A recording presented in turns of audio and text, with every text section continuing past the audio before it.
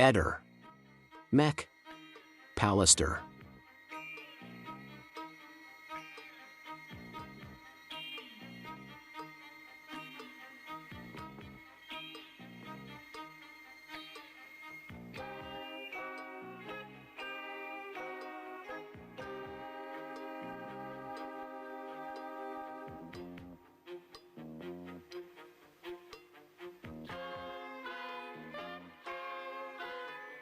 Una sola parola, riesumazione. Ma guarda, la cosa mi ha veramente ferito già dagli inizi in cui si parlava della riesumazione del corpo. Adesso, parlando col generale Garofano, mi ha spiegato quali sono i loro intenti per poter capire, facendo determinati esami, di capire la data della morte.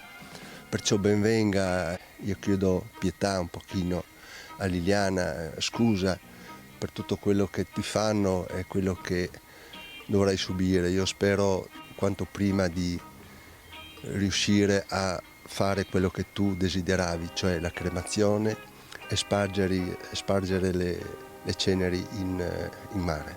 Noi avevamo già parlato, ma tanti anni fa, quando nel 2015 io ho avuto scompenso cardiaco molto forte, sono stato una settimana in rianimazione e parlando con Liliana le ho detto: guarda, dovessi morire, io pensavo veramente di morire e voglio essere cremato e sparso le mie ceneri nel mare, e la stessa cosa mi ha detto lei, voglio anch'io così.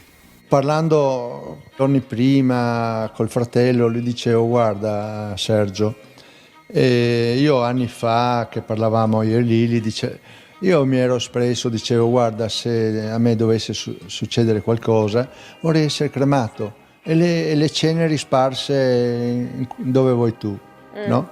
E così anche lei mi ha detto: sì, anch'io non voglio andare sottoterra, nella terra, queste cose qua, e vorrei essere cremata. Era un desiderio di Lili, io ho detto solo questo, non è che io mi sono imposto a fare la cremazione, mi attengo. Le ceneri sparse in mare è un dettaglio che emerge solo ora. Sebastiano non aveva mai detto che Liliana aveva espresso questo desiderio, cioè di essere gettata in mare.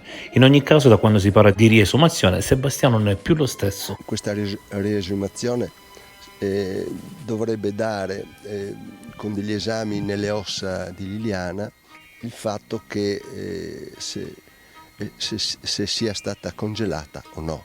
Questo è il fatto, no? Se Liliana non fosse morta il 14, dove sarebbe stata?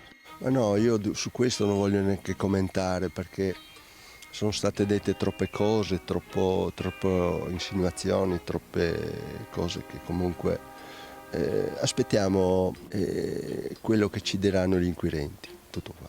Il corpo potrebbe essere stato congelato? Guarda, questo non lo so, non ho mai pensato a questo. Qualcuno ci dovrà dare delle risposte, proprio per questo. Hai spesso pensato al suicidio, adesso dici di aver cambiato idea. Suicidio o no? Io penso assolutamente di no.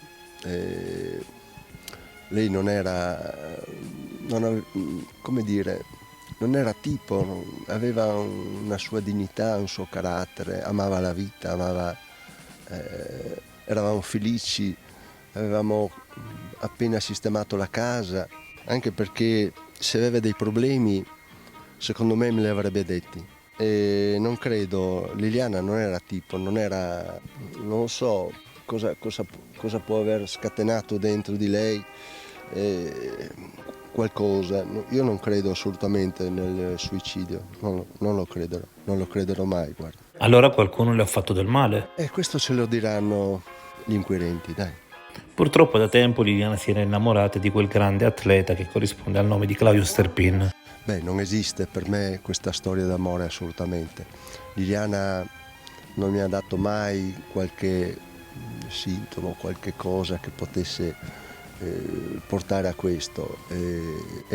Mi dispiace per questa persona, evidentemente lui si è creato nella sua testa qualcosa che probabilmente Liliana non voleva. Sebastiano, non negare l'evidenza, ci sono decine e decine se non centinaia di messaggi e telefonate tra di loro. Guarda, di questo voglio fermarmi qua. No, volevo cambiare inquadratura. Tutto questo mi ha sempre ferito tantissimo. Io ti dico, Liliana ha bisogno di essere lasciata in pace, ha bisogno come dirti, aspetta un attimo che non mi viene. Niente, io faccio un appello a questo signore. Io faccio un appello, signor Sterpin, lasciamola riposare in pace. Questa storia non ci crede nessuno, credimi. È cosa che ti sei messa in testa tu e che molto probabilmente Liliana, nel momento in cui ha capito le tue intenzioni, probabilmente si è ribellata. Io vorrei tanto sapere il contenuto di quella telefonata di 16 minuti del giorno prima, del giorno 13, 16 minuti che non sono mai stati così tanti, solo telefonate brevi, un minuto, forse meno, ma 16 minuti probabilmente Liliana ti avrà detto qualcosa. Ecco, abbi il coraggio di dirci cosa vi siete detti. C'è una telefonata il giorno 9 di 12 minuti, sempre con Sterpin, e c'è una telefonata del giorno 13 di 16 minuti, cioè me l'hanno riferito chi comunque ha potuto visualizzare le telefonate. Negli ultimi giorni com'era Liliana? Tu hai detto tutto e il contrario di tutto. Diciamo che non era lei, mi ero accorto che da un po' di tempo era diversa. Io ho pensato a questo suo dolore pazzesco sull'osteoporosi, lei era terrorizzata di questo. Io qualche settimana fa ho tirato fuori un'ipotesi, che lei era talmente sconvolta di qualcosa. Io penso a quella telefonata delle 8:22 che deve essere stata tremenda. Io qualche giorno dopo ho visto WhatsApp sul telefono di Liliana, c'erano dei messaggi di Sterpin. Allora, scritto in dialetto, ne parliamo dopo, poi speriamo, e qualunque cosa sia. Cioè lì dimostra che qualcosa è successo, da Sterpin a lei. Ancora una volta trasformi in messaggi quello che Sterpin ha dichiarato essere il contenuto della famosa telefonata delle 8:22. Sul telefono di Liliana ci sono questi 3 messaggi. Quindi tu da questo pensi che loro stessero addirittura litigando? Sì, penso, è così, assolutamente. Ma alla fine c'è un'amicizia tra te e Claudio Sterpin? Non esiste, per me non. Chi è? Capisci? È uno che si è un giorno inventato una storia? Io non lo so se si è inventata o no, però non posso credere che Liliana si fosse messa con una persona così. Io chiedo a chiunque, ma pensate voi, no? Un giorno tua moglie sparisce, non si sa perché, e salta fuori uno che dice io ero l'amante. Evidentemente il signor Sterpin ha frainteso determinate cose. Se te lo dico vuol dire che ci credo a questo. Assolutamente, questo è. Purtroppo io ho perso mia moglie. Quando mi sono trovato in questura a dover segnalare la scomparsa di Liliana, per me è stato un dolore nel cuore inimmaginabile. Guarda, veramente è una cosa che non si augura a nessuno. Cioè ho detto Liliana, non c'è, è scomparsa, cosa è successo? Qua e là. Cioè io quei giorni lì ero fuori con la testa. Io mi ricordo anche in procura, ho detto guardate, io quelle settimane lì, le prime settimane, ho un buio assoluto. Non ricordo a flash, ogni tanto mi viene fuori qualcosa, poi dimentico tutto, poi vengono fuori altre cose. Guarda, sono dolori che non. Eravamo in simbiosi, eravamo dei lupi solitari e nessuno sapeva quello che facevamo. Questo è quello che io ho insegnato a Liliana e che lei veramente ha preso. Ho detto guarda, la cosa più bella nella vita, sai qual è? Essere invisibili. non essere cosa fai, domande, amici, e dove andate, cosa fate, perché, e quanto soldi hai, Ok. capisci? Sono tutte cose che sono eravate. Noi avevamo un tenore di vita semplicissimo. Noi andavamo a dormire negli ostelli. Andavamo negli ostelli, ma non che perché ci mancasse i soldi, perché non ci piaceva buttare via i soldi. Questo è. Tutte le cose, discrezione, ma poi anche nella vita, nelle modo, nel viaggiare, era tutto fatto in questo modo qua. No? Di Liliana mi manca tutto.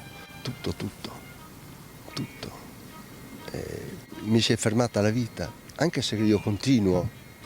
Io vado, pensa a te, sempre nei posti dove ero con Liliana, sempre.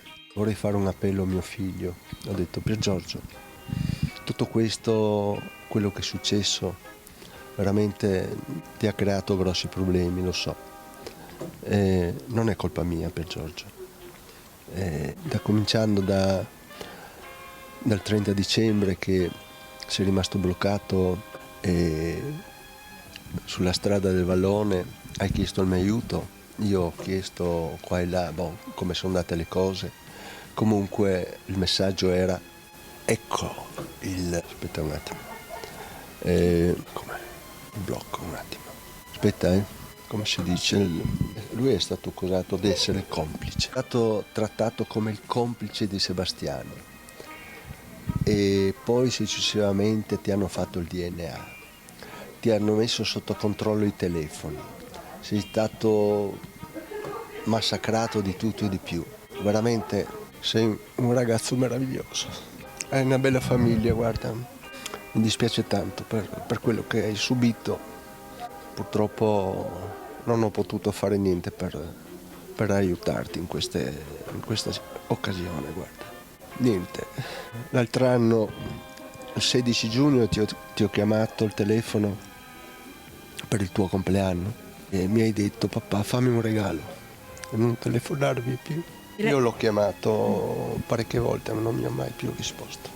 Noi sappiamo come eravamo, come siamo. Mio figlio ha la massima fiducia in me e io ho la massima fiducia in lui. Quando ho potuto l'ho aiutato in tante situazioni, in tante cose. E allora gli chiedo: Pier Giorgio, dai. Pier Giorgio non gli ha voluto più rispondere. Sebastiano cita l'episodio della corda. Chissà che Pier Giorgio non c'entrasse nulla con quell'episodio e che Sebastiano l'ha tirato in mezzo per crearsi un alibi quella sera perché doveva uscire. Ehi, non dimenticare di iscriverti a questo canale.